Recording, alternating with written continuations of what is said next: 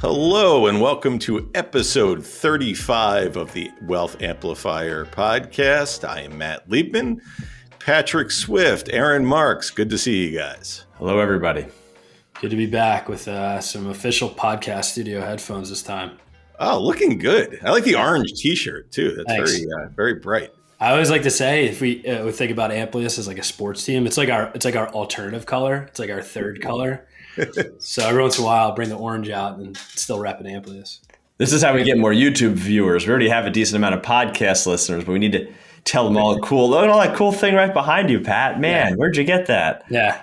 You can't figure. No one's going to be able to know about it until they go on YouTube and watch. It's funny you say that, Aaron. Have I ever shown you guys this? Whoa, what is that? An off-camera prop that is technically behind me.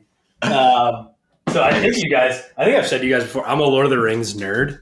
And that isn't a replica sword from Aragorn when he became like the king of Gondor again. I forget. I should know the name of the sword because there's like an actual name for it, but I'm forgetting. Someone hopefully will correct me. Is that going to go up on the wall? I don't know. It's just kind of hung out in the corner because I haven't had any other place to I think it. it should go right across the top. I thought about doing that too. Kara wasn't thrilled with that idea, but maybe.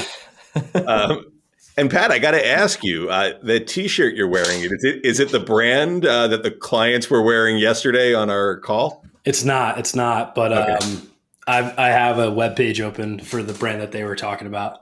Yeah, so we're on a client call. Was it yesterday, 2 days ago, whenever it was? Good call. Yeah. We're winding down, and Pat all of a sudden gets like all serious. He's like, I have a personal question for you. And I was like, oh God, what's about to happen? And he's like, I like your t-shirt. What brand is that? And then we're comparing clothing notes. Yeah. Good style. So anyway, launching into this episode, since we last met, the three of us in this setting, the world has changed a fair amount, and we have put out videos, emails, one-on-one calls, letters, and so on about what's going on in the financial markets as a result of some of these unorthodox government policies. But what we have not done is put out a podcast where the three of us are talking about it. And we were sitting around the office yesterday sort of discussing the state of the world as we have with other members of the team and so on. So we figured it'd be good to share that conversation rather unscripted with the audience. So without further ado, how have you guys felt about what's going on in the world the last month? I'll let you take that wherever you want. I haven't noticed. What's going on? Yeah, what's been happening? All right. So where do we begin? All right, let's start here. Stock market crossed over correction territory is defined by a 10% sell-off. And I think at the bottom, briefly intraday went down more than 20%, which would be a bear market depending on the index. So are you surprised by the magnitude of what's happened? Do you think it's justified? Do you think it's over? And what do you any takeaways where this time is either the same as all other sell-offs, or does this feel different to you? I think we've become numb over the last, let's say, year or two. We've really had no volatility. In was it 23 and 24? Not that this is normal, but there were times where I remember different investment companies would come to the office and give us presentations and say, man, we've had 25 moves of 2% or more, 1% or more this year. And that, you forget that those happen. And, is this time different? Well, they're all different in and of themselves, but are they all really the same at the end of the day? And the same meaning, we'll get past this and the market will go higher over time, because that's what we're here to talk about and what we feel and what we think. But it certainly does feel different. At a random tweet, a random comment, the market goes up 1,000 or down 1,000. I mean, that is what the market is moving on these days. And it feels different. And we hope we get past it, or I hope we do. But it's hard to know. Yeah. Well said. I think anytime we have a major capital market meltdown like we've seen the last few weeks, it feels so visceral and so, like the world is ending in the present moment. Is it different? Yes, like you said, Aaron, it's different than other times. Is it justified? I think it's definitely justified. I think the one, I don't know if you could call it a silver lining, but I think the truth is that everything we've seen so far has been policy driven. That's not to say like policy can cause recessions, which is a lot of what people are scared about, and certainly could be the case when we look back on this in a year or 2 or 3 years. I still take that as a bit of a silver lining, though, as opposed to putting things in perspective. I would rather have a policy-driven market sell-off than a real estate mortgage bubble crisis like we had in 2008 to some extent. Unless one leads to the other. Correct. There's that cause and effect dichotomy. But I think, to me, in terms of justification, is there more to go? I think there's more volatility to come, but I think it's all been sort of justified so far. And I think as of April 24th, when we're recording this, I think there is we still have the ability to avoid the worst. But that's that's the big question, I think, is like what happens from here. So I think you hit on a couple key things there, both of you, and what makes this different to me is, number one, it's self-inflicted. Not to say we don't have legit long-term problems fiscally as a country and so on, and maybe people have beef with trade issues. I shouldn't use the word beef because beef is part of the trade debate about our beautiful beef or whatever that tweet was. But anyway, that said, we were sitting here at an all-time high in the stock market, more or less an all-time low in unemployment, and a relatively benign growing economy. And we just decided, let's just shake up the snow globe and see what happens. And so that's different. That is not, this isn't, to Pat, to your point, this isn't a mortgage crisis, isn't even a recession yet, and isn't a pandemic. But I think, if anything, some of the commentary that focused on, well, they'll get a deal done, or Trump will walk this back, and to a degree he has in certain areas, I think misses the point that I don't think we can very quickly undo what has been done here.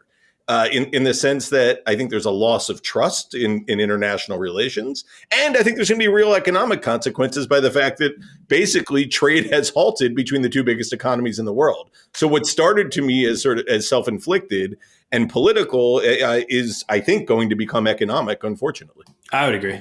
Yeah, I don't disagree with you at all. Look, if you look at the economy, and a couple of stats that I've seen over the last couple of weeks, I'm sure you guys have seen the same. Just to put things into perspective for folks too, is I always think it's good to remember capital markets are forward looking. That's their whole MO, right? They're trying to price what the future holds in the short and long term, while the economy data that we get from the economy is backward looking. So we had inflation prints and job prints the last couple of weeks that have looked pretty darn good because they're backward looking. They haven't taken into account the policy that has taken effect. Stocks and treasury bonds and the world capital markets have taken into account some of those things. And one, I guess, sort of positive, take of it what you will, data point is that stocks, I think on average, Matt, I think you probably know this stat, tend to bottom. And I'm not saying that we hit a bottom by any means. I have no idea. But stocks do bottom usually 9 months before we have any sort of recession onset. So I say that because, to your point, Matt, of how this causes a economic recession, it's obvious, right? Companies start to lose money and maybe unemployment rises. I think that's the big one, right? We as a country, our GDP, I think is made up 70% of consumer spending. Give or take, yeah. Give or take. So it's us spending money here in the U.S., which has been a very resilient force for almost forever. I have a hard time seeing that going away until we see unemployment creep up. I don't know if you guys agree, disagree, and that's very much on the table. But I think until we start to see really major layoffs, there is a lot of resilience, at least to believe in and hang our hat on in the U.S. And we have the question is, do tariffs go into effect and really have the downstream effect of people losing jobs, shelves are empty, prices are skyrocketing, and you're exactly right. I mean, the tariffs. The good news, I mean, quote, good news here for the market the last few days was the walking back a little bit of the tariffs and, we're going to maybe cut some of the Chinese tariffs in half. But in half, Matt, what's the number? It's still at 72%. Right. Cut 145 in half, a 72% tariff. Not much is going to get done. It's still no good. Right. Yeah. You can't go from 0 to 142 and everyone's angry. And then you cut it to 72 and now everybody, oh, well, that's great. was it just, maybe not at zero before, but look, if the entire goal at the outset was to get a 10% baseline tariff across the board, I'm sure, I think that's what was expected. And that's what the the markets were expecting. And I think that probably is a good thing. Hey, let's protect the U.S. a little bit. Everyone else is doing it to us. But when it's just, let's make it 30. No, let's make it 40. Let's make it 50. I think at that point, you lose faith in what the plan is or if there's a plan. And I think it's, yes, forward looking. And now we have all this uncertainty. We don't know how to deal with it. So again, in quote, good news of walking back even to this elevated state we're in, I think that's why you're seeing some calming now, but it's very uncertain going forward. I mean, it could rear right back up and have another 10% drop in 2 or 3 days, just like we had before. So, all right, so let's get to what do you do, right? We could talk about this all day because we don't know where the future is going. But what do you do? How do you manage a portfolio? Do you get out? Do you pile more in? What's your thought? Well, I think based on the tweet that I sent you guys last night, and I also sent my dad and Sean on our team, what you do apparently is you buy stocks when Scott Bessent is speaking and you sell them when Peter Navarro or Howard Lutnick are speaking, because the performance on days where those two guys speak, it's been dreary. And when Bessent comes out and calms people down again, it's been good. But no, all kidding aside, obviously we can't use metrics like that. I know it sounds trite, but I don't really think you can make long-term decisions and drastically change your portfolio because of these short-term things. But I do think there are some adjustments that can be made. For example, international stocks, after underperforming the U.S. for 15 years, for lack of another term, are sort of kicking our butt this year. They're doing way better than the U.S. That's something we have to consider. Should we be tilting more portfolios international? Is this the beginning of a 15-year trend in that direction, or is that going to snap back really quickly? We have some thoughts on that, and that's more of a one-on-one portfolio conversation, but that should be considered. So you don't really need to deviate from your long-term financial goals, but there are capital allocation ramifications to all these policies that we are considering and should be considering. Yeah, I think if I'm the investor sitting there and I've been bullish on the U.S., and my portfolio has reflected that the last 10 years, which means coming into this year, I had a lot of sort of large cap growth technology names in my portfolio and maybe nothing else.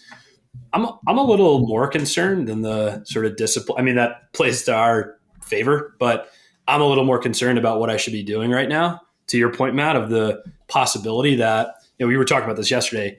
If we were placing red and black in a casino, and red was just like the last handful of times markets have pulled back in the US, you buy the dip, you get rewarded for it in almost a very short period of time. That's put your money on red.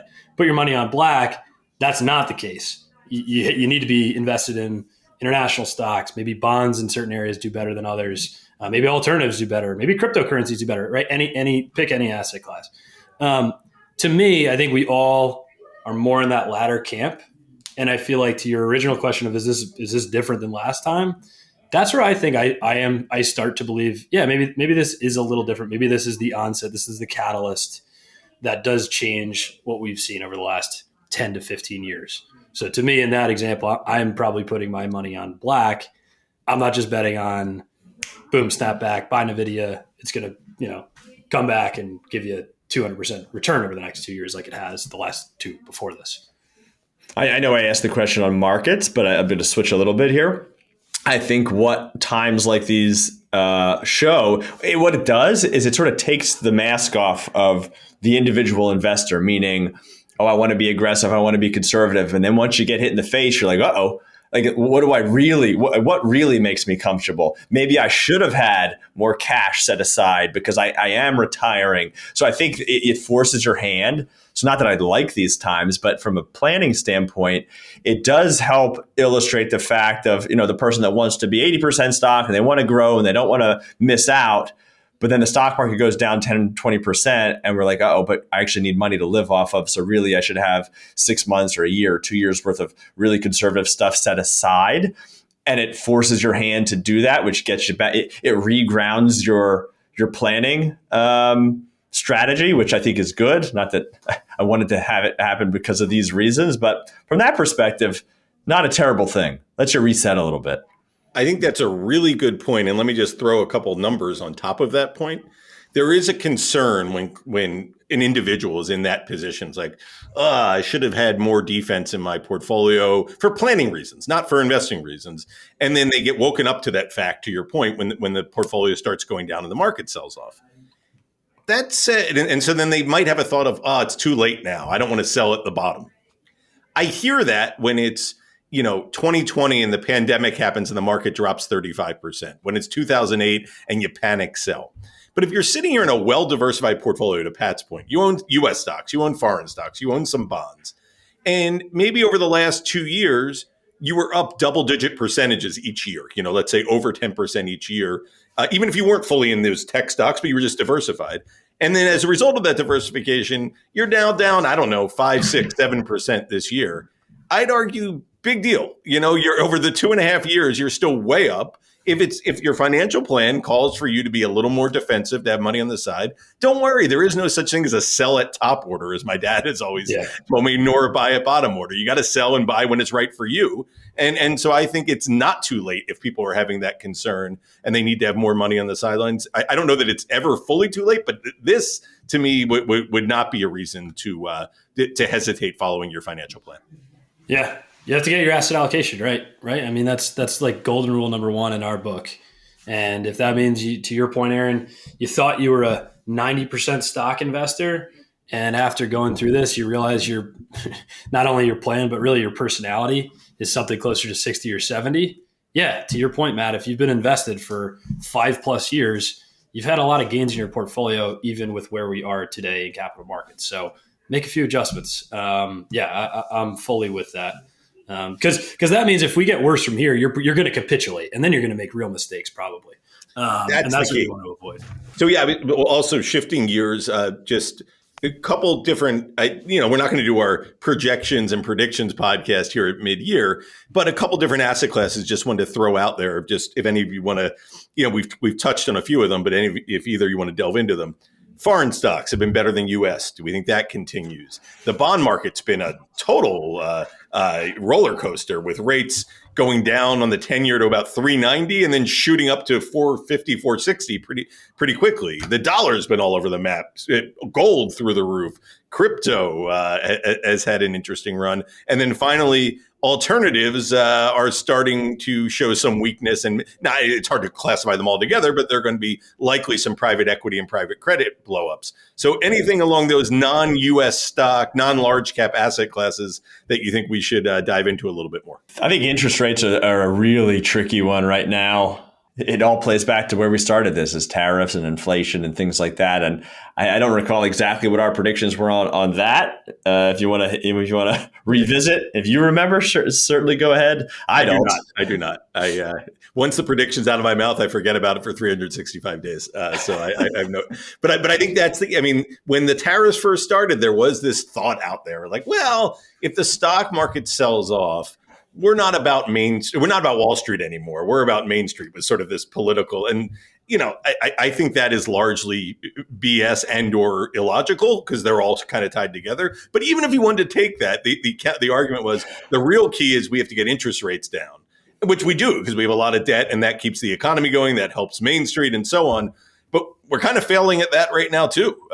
So I think you're right. I think that's the key one. If you want to know how things are going, look at where the 10-year Treasury is compared to where the government wants it to be. And right now, it's been a bit of a swing and a miss so far. I know. I recall one prediction. I'm halfway right so far on the stock market. I said it's going to be a rough first 6 months. So, well, we're almost 4 full months in. So, but back half of the year was going to be good. So we'll see. We'll see. Yeah. Let me say one thing. This really hit me a little bit. Just a way to relay the message. When the market's really down, there's so many times in your life where I wish I had a time machine. I wish I could go back and do X, Y, and Z, whether it was travel more, do this, do that. Or in this case, I wish I could have bought whatever investment it was when it was 50% cheaper. Okay, let's just assume the stock market continues to go higher over the next 1 year, 5 years, 10 years, 100 years, like it always has. You have a time machine in the moments where look, we're not individual stock buyers. I don't know what Apple stock was down from its highs, but it was probably down 20 or 30%. And, you always say, oh, I wish I would have bought Apple 30% ago. Well, when you have the time machine and you could actually go back because the Apple stock is down 30% from its highs and go buy it. If you're a believer in long-term investments, and it doesn't have to be an individual stock, it could be an ETF or whatever, if you're a believer and it meets the financial plan, get in the time machine and do it. Make the purchase. Because as humans, emotion kicks in. And when things are down, you can't see that, oh, maybe things will be okay. And then you don't buy, you don't do anything.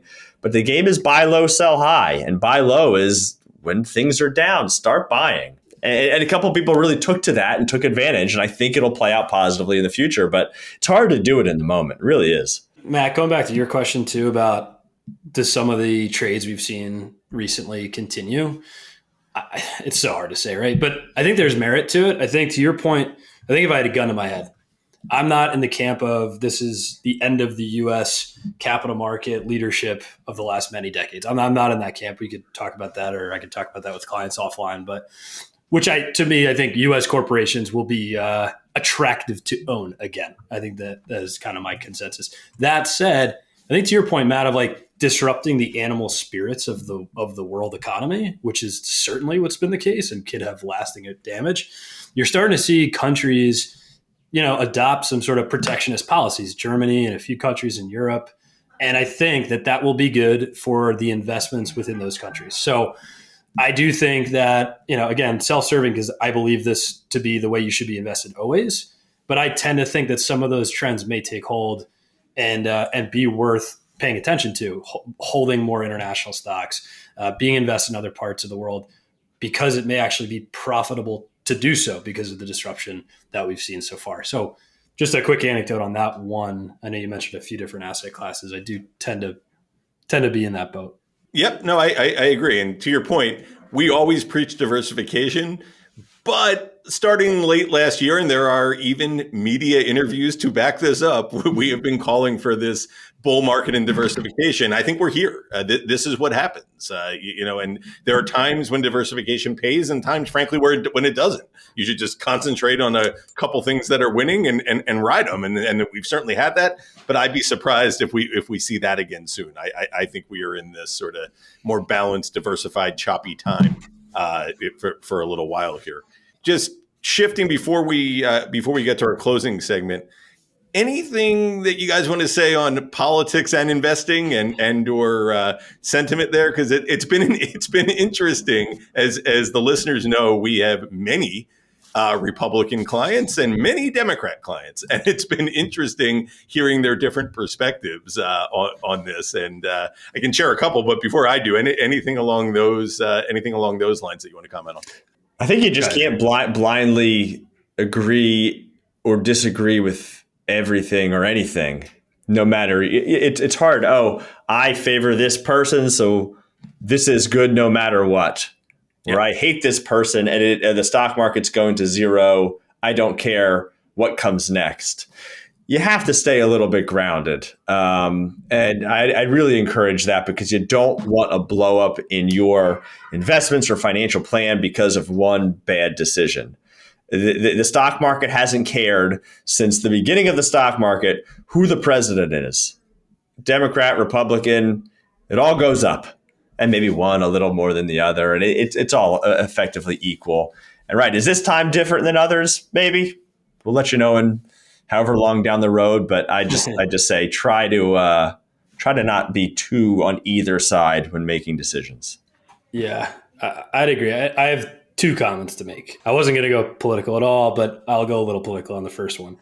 I do think, look, coming into prior to the election, one of the very few issues that generally both sides of the aisle agreed on is that we needed to have a harsher stance on China. Correct me if I'm wrong there, guys, right? Wasn't that sort of a consensus issue that tough on China is good politics? Right. Yeah, agreed. So ignoring a lot of what's gone on, I do think that in life, sometimes, I think you could use any number of metaphors here, you got to have a little short-term pain for hopefully long-term gain. And if you look at, I think, what we're trying to do with China, look, I think, pretty sure these numbers are right.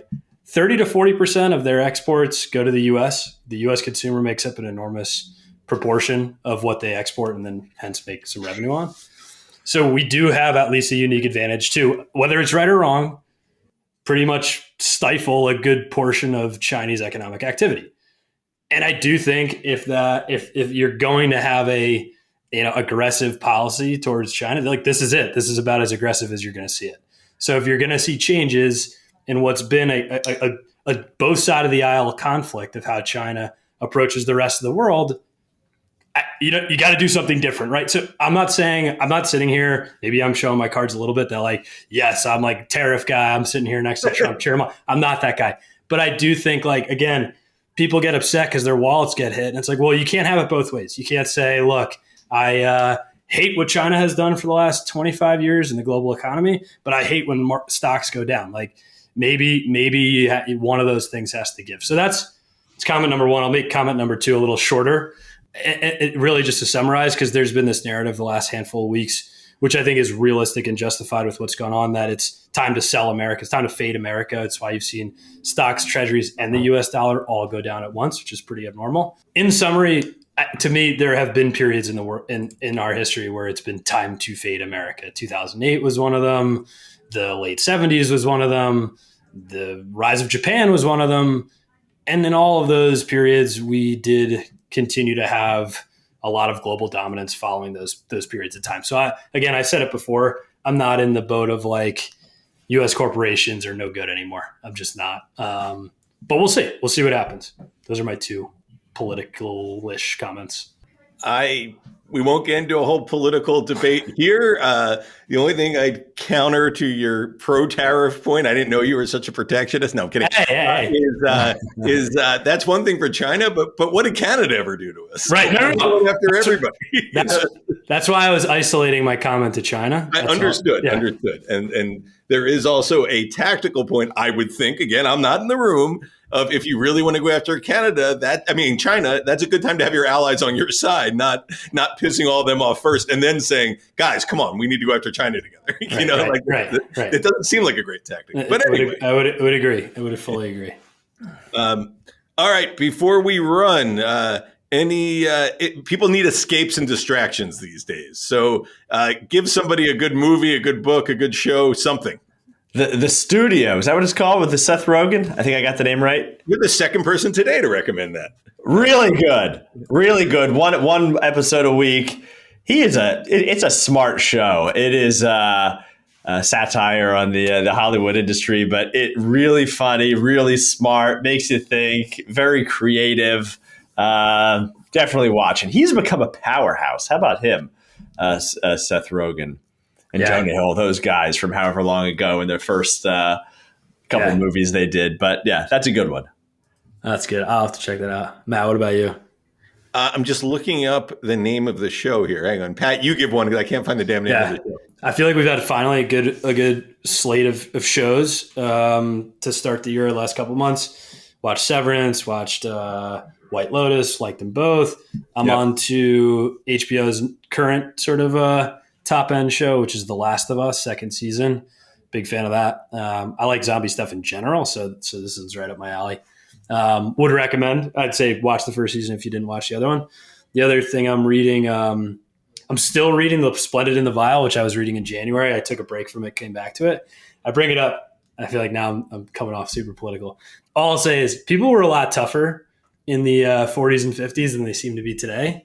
Not a bad book to read if you want to build up some resilience a little bit. Getting your city bombed on for 3 months in a row by the Nazis was a little harsher than what I think what some of us are experiencing. But you wouldn't know it by the way some people react these days. So that was that book takes place in London during the war? It basically follows like Churchill and their whole administration's response to the Blitzkrieg and the bombing of London. So I found my show far less serious than that. It's called Your Friends and Neighbors. It's starring John Hamm on I think Apple TV. I'm watching that next. It's on the list. It's also the only drawback is it's one of these shows, as you were saying with the Studio show, only one episode drops per week, so you can't really binge it. So it's a little more of a throwback. You have to wait each week for the episode, but he is essentially tangentially related to our business and more the investment banking and private equity side or portfolio hedge fund. I guess hedge fund side. But he gets blown out of his company in a sort of artificial scandal, maybe, and then starts doing petty larceny around his very, very rich enclave in his suburbs. And it's a really it's fluffy. It's not the most thought provoking show, but it's really entertaining and a good escape. So I recommend. But I do watch it solo because my wife is anti John Hamm. Just not personally. She just doesn't like anything. Really, him as an actor. She views him, I think, somewhat similar to like George Clooney. She doesn't like him either. She finds him to be both very kind of stiff and. But I could see that. Yeah, I could see that. I feel like she's in the minority. I feel there's a lot of John Hamm fans out there. No, yes, she's a bit of a contrarian on some of these things. That's There's fair. A lot of George Clooney fans. But that's why she almost always wins the NCAA tournament. That's right. That's right. She's not afraid to lean against the crowd. Good for her. All right. Well, good catching up. Hopefully calmer times over the next month, but we'll see. Indeed. Until next time, guys. Thanks. See ya. See ya.